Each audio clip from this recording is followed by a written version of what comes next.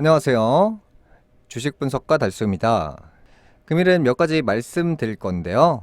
일단 하이젠 RNM 로봇 관련주잖아요.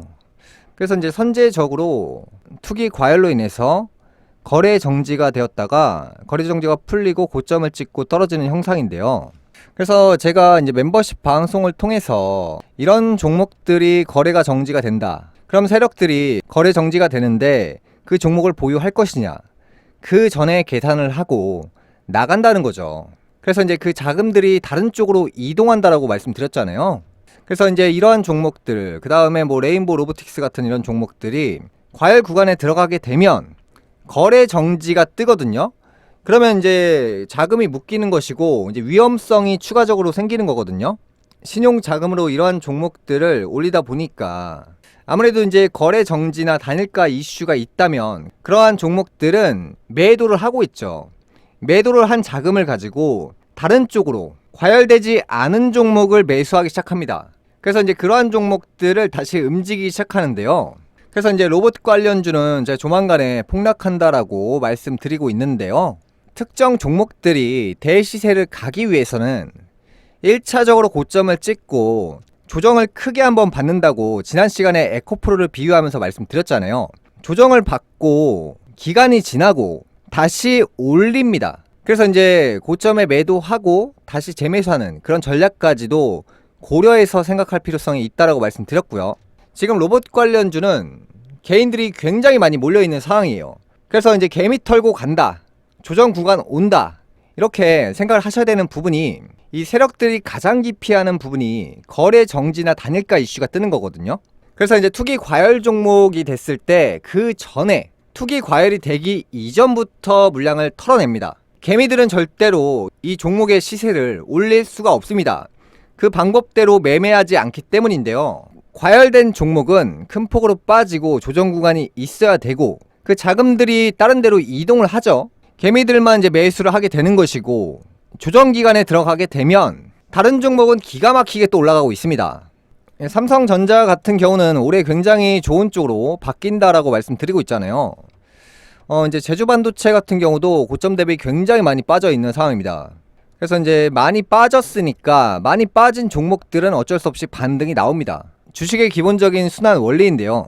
그래서 이제 금일 같은 경우에는 이 반도체 관련주들이 많이 빠져있는 상황이기 때문에 로봇에 쏠려있던 자금들이 반도체 관련주로 몰림 현상이 있습니다. 그래서 어보브 반도체 같은 경우도 금일 상한가 같고요. 많이 빠졌다는 것은 상승할 시점이 왔다는 것이고요. 이 종목들이 항상 선제적으로 빠진다라고 말씀드렸잖아요. 선제적으로 빠지고 다시 바닥 찍고 상승합니다. SFA 반도체 같은 경우도 금일 폭등하고 있는데요. 그만큼 많이 빠졌기 때문에 상승하는 겁니다. 그래서 이제 만원대 종목이 뭐 한 3,000원, 2,000원대까지 진입을 했기 때문에 올라갈 수밖에 없는 이유가 발생한 거죠. 그래서 이슈는 항상 6개월 먼저 반응을 합니다. 그동안 워낙 안 좋았던 이 업황 상황으로 인해서 크게 빠졌던 것이고요. 빠지고 나서 이제 좋아지겠다, 이런 긍정적인 기대감이 반영이 되기 때문에 그 다음에 또 시세가 이 세력들이 조종하기에 굉장히 저렴하잖아요. 그래서 이제 비싼 주식을 조종하지 않는다, 싼 주식만 공략한다. 로봇 이슈가 이번 달 중에 끝난다라고 했는데요. 끝난다기보다는 조정 구간 안에 들어갈 시간이 옵니다. 그래서 그 자금이 대규모로 이동이 됩니다. 그래서 이제 로봇 자금이 끝나면 다음으로 갈 수 있는 게 이제 바이오 이슈가 있고요. 그 다음에 VR, XR, AR, 메타버스 뭐 이런 이슈가 있거든요.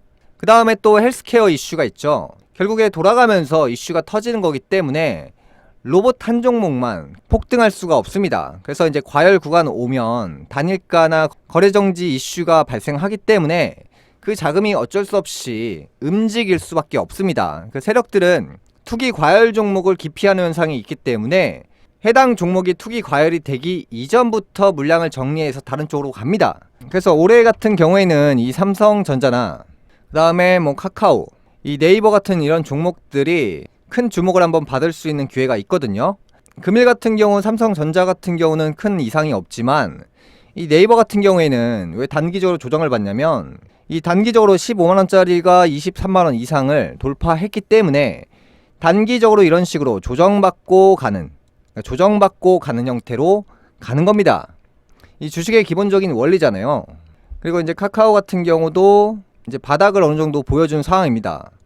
조정받고 상승, 조정받고 상승하는, 조정받고 이런 패턴으로 반복할 수밖에 없는 게 주식의 기본적인 원리이기 때문에 삼성전자, 카카오, 네이버 같은 경우에는 이 조정이 있을 수는 있어도 올해 굉장히 기대되는 종목이 맞습니다. 그 다음 종목이 삼성바이오로직스거든요. 삼성바이오로직스 금일 또 역대 신고가가 나온 상황입니다. 그래서 이제 바이오시밀러 같은 경우는 2025년도에 굉장히 좋다라고 말씀드리고 있는데요. 이 대장이 바로 셀트리온이죠. 셀트리온도 지금 주목을 받지 못하는 상황이나 항상 종목이 폭발하기 전에 정체 구간이 지속적으로 옵니다. 그래서 이제 개미들아 나가라, 개미들아 나가라 이런 식으로 암묵적인 메시지를 전달합니다. 코오롱 티슈진 같은 경우도 금일 또 강한 모습을 보여주고 있는데요. 코오롱 티슈진은 제가 계속해서 2024년도부터 이용렬 명예회장 대운세 왔다, 상승기 왔다라고 하면서 이 종목 같은 경우는 세력이 계속해서 매집을 하면서 가고 있다는 정확한 신호가 나온다고 말씀드렸잖아요. 그래서 이제 바닥 구간이 천천히 올라가는 형태로 가고 있다. 그래서 이제 저의 예상이 정확하게 적중을 했고요. 항상 이 종목들이 큰 시세를 보이기 이전에는 답답하게 올랐다 내렸다를 반복을 합니다. 그래서 이 기나긴 시간이 지나고 나서 대시세 구간으로 이러한 영역을 정확하게 돌파를 하면서 올라가거든요. 코오롱 티슈진 같은 경우에는 많은 분들이 제 방송을 보시고 매매를 하셨으리라 보고 있고요. 금일 방송은 여기까지 하겠습니다. 다음 시간에 뵙겠습니다. 시청해 주셔서 감사합니다.